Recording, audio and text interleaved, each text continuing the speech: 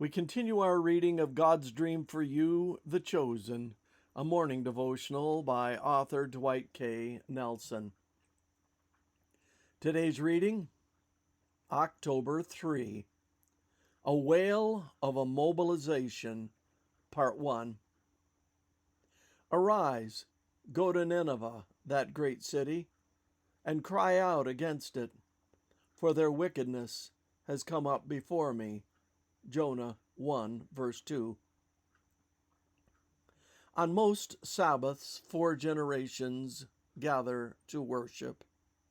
The GI generation, those born in the 1920s and 30s, the baby boomers, those born in the 40s and 50s, the Gen X generation, those born in the 1960s and 1970s, and the millennials, those born in the 1980s and 1990s.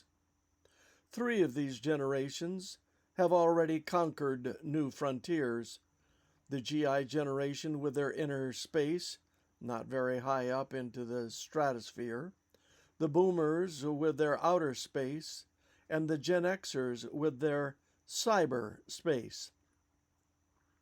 But what space is left for today's generation to conquer for God? There's a very short book in the Bible that is filled with questions, 13 of them.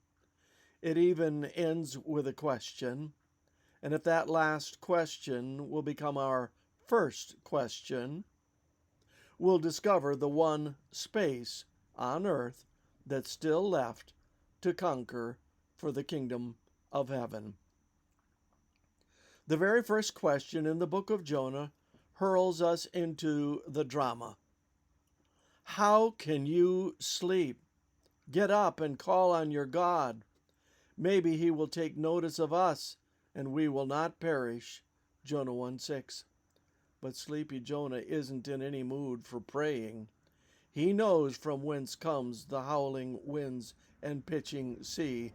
The God he disobeyed has come after him, and all hell has broken loose on the Mediterranean. How could he sleep at all? Hayden Robinson, in an essay, observed, if ever there was a man who lived in direct disobedience to God, it was the prophet Jonah.